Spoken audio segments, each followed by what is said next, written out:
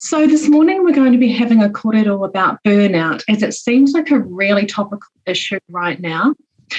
In addition, the World Health Organization has reportedly predicted that burnout could become a global pandemic.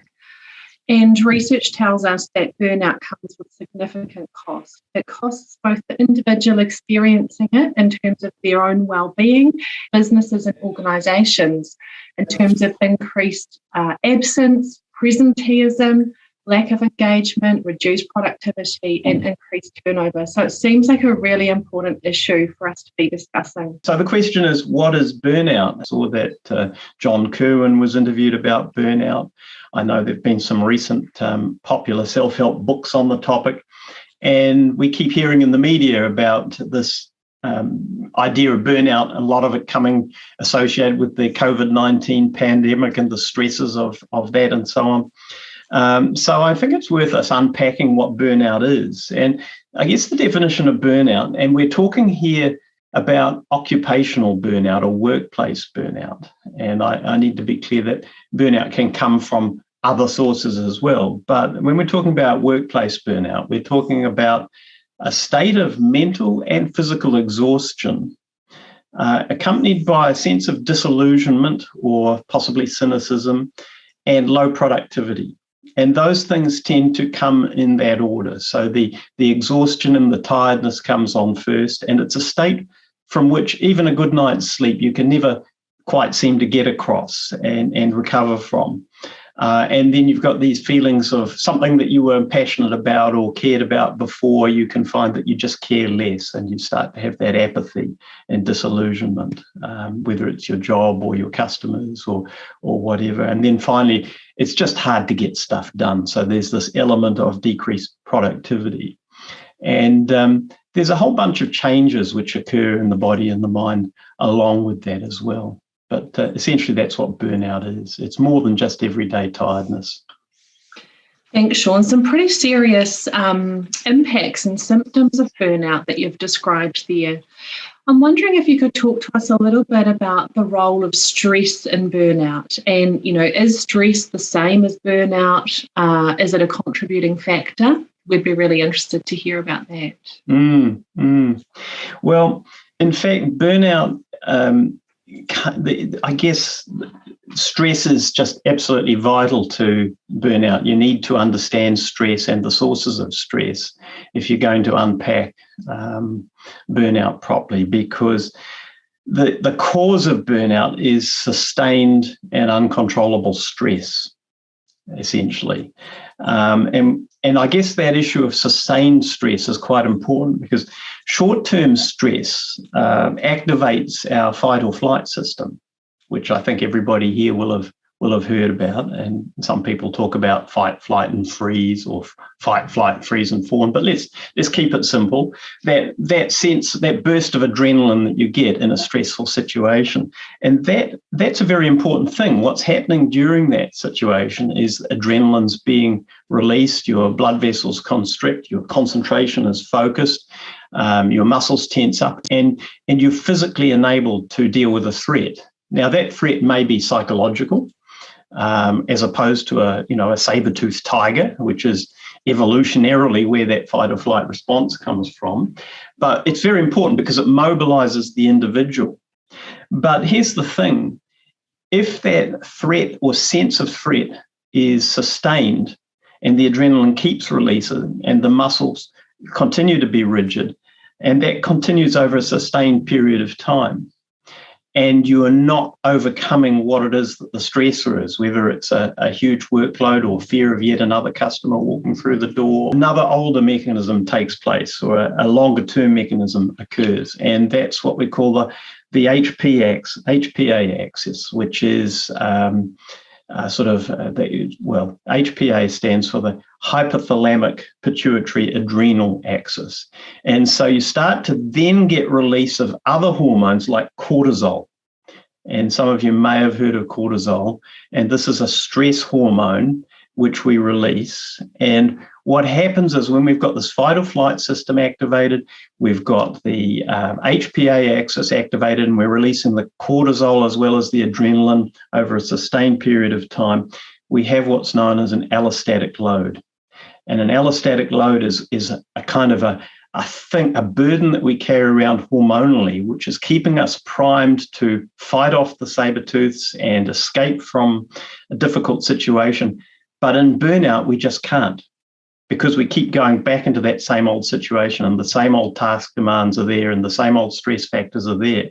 And so eventually we collapse under this allostatic load, and that's what triggers the burnout. So you can see I've gone into a bit of physiology there, but it is a physiological thing as well as a mental thing. There are changes in the brain, and it's caused by ongoing sustained stress, which we just can't escape. That's really interesting. Thank you, Shaun. And I think some of us might need to go over that science a few times to really get to grips with it.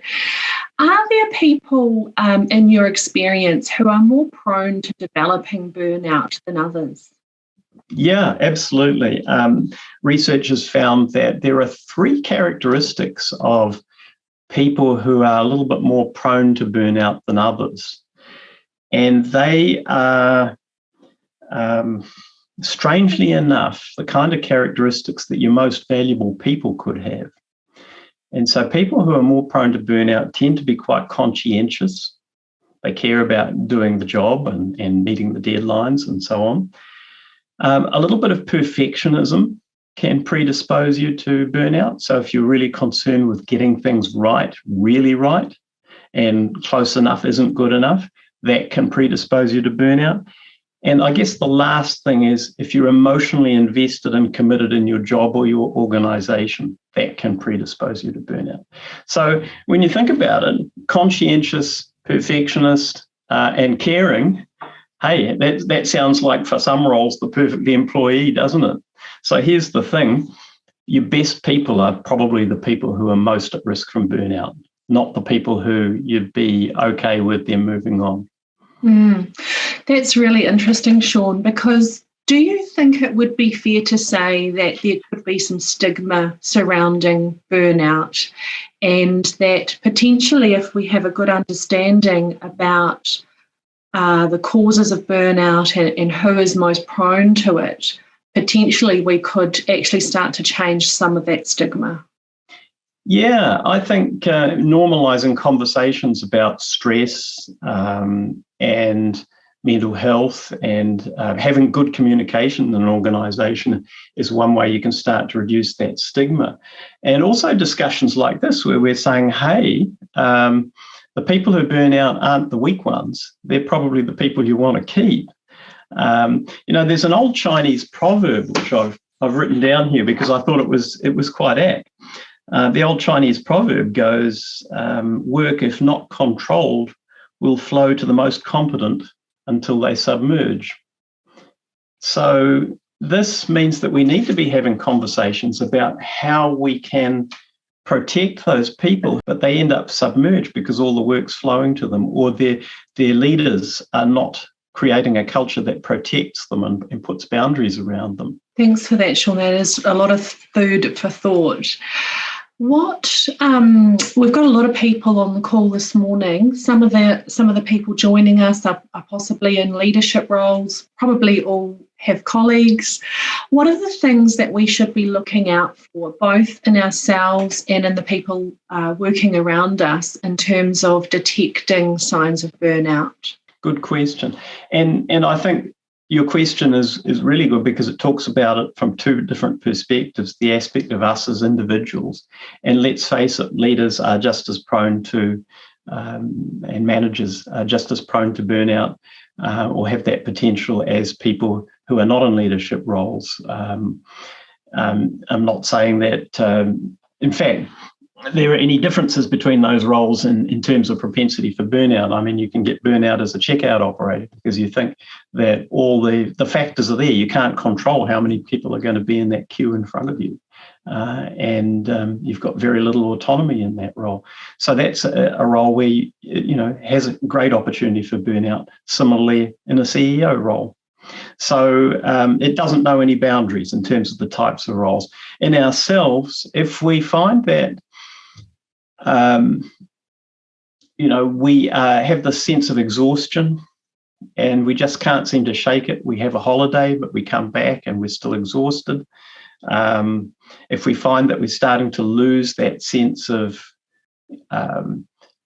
feeling invested in the work, and we start to care a little bit less, that can be a warning sign.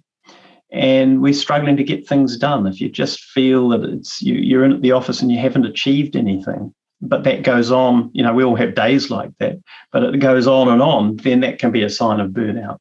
All those things can be signs of burnout. In terms of other people, or looking at our team members, it's not up to a team leader or a manager to diagnose burnout. But what you can do is have conversations with people around their performance, and you can ask them how they're feeling. So if you notice that somebody is off their game, they're not performing at the levels that they normally do, that's an opportunity for a conversation. You can ask people how they're feeling. And if they identify that there are certain stresses in their working life, then the conversation can focus on how you and the person can help manage those stresses. Great, thank you, Shaun. You've touched on it a little bit already, but I'm just wondering if you could distill what are the causes or the things that tend to lead to burnout? What would they be? Well, as I've said, stress is the cause of burnout, but often that's coming from multiple factors. And it's not just one big stress, it's a bunch of smaller everyday stresses, or it's some life events that are stressful. So major stresses such as a bereavement or issues at home, relationship issues. So those things come to work with you as well. So it's not just going to be a whole bunch of work-related factors, possibly. They could be the major factors, or it could be a combination of the personal factors. In addition, there's a bunch of stuff that is related to the individual, as I've mentioned. So they may have a predisposition to have these very high standards for themselves, which is not serving them or in the long term the organisation. When we talk about the things that an organisation or a manager can control, those are the sort of things that have names like organisational culture or climate. So, for example, if you're in an organisation which doesn't have good communication, good two-way communication, where it's very hierarchical, where employees are not necessarily empowered to have autonomy over their work or involved in decision-making, where bullying might be tolerated, and so there's implicit messages going on there around people's safety. Those are the sort of factors that create a stressful climate or culture in an organisation. So those are factors that can all be addressed by an organisation if it is aware of them and it chooses to. There are issues to do with the job. So, for example, do your people have clear goals, for example? Do they understand what they're supposed to be doing? Because if they don't understand what they're supposed to be doing, that can be a source of stress. Going to work and not knowing whether you've done a good job or a bad job, or what the outcome is something that is, in turn, a turn of stress. If you can't control your workload, for example, and I'm using the example of the checkout operator, if there's just a never-ending pile of work in front of you, if there are no clear boundaries between work and home, and somebody rings you up at night, or you're expected to be available at weekends, or to answer important emails when you're on holiday. All those things can be job-related stresses. Given the causes, what are the things that we can do to prevent burnout or address it if it's already present? Good question. And I want to make the point here that legally, employers and organisations have a responsibility to keep their people safe, and that's both mentally and physically. And in fact, in WorkSafe versus Michael Vining Contractors, which was a case recently in South Canterbury, I think it was, there was a successful prosecution and a fine of, I think, about $350,000, where an employee was killed due to fatigue driving home, and in that previous fortnight they'd worked 100 hours. And so the employer was prosecuted for failing to keep the employee safe from fatigue. And so it's not a big jump from there to an organisation failing to keep someone safe from undue stress and burnout. And there's not been a case as far as I know, but it's possibly a matter of time. So there's this legal responsibility to run a healthy workplace. And so what employers need to do is they need to work on their culture, and create an environment which is caring and supportive, has good communication, and so on. And also they need to create jobs that are healthy jobs. And these are jobs where people can go offline, where the boundaries between work and personal life can be maintained, where the employee has the ability to recreate themselves through relaxation and recreation, where they're involved in decision making and have, one of the important things to prevent burnout is giving people a sense of autonomy and control. Because remember, right at the start, I said that one of the aspects of, one of the causes, or the cause of burnout was continuous uncontrollable stress. So if we can give people the ability to have control over the stresses that are an inevitable part of working life, then that can go a long way to doing that. And so job autonomy and autonomy over tasks is quite important. Thanks, Shaun. Some really good ideas there.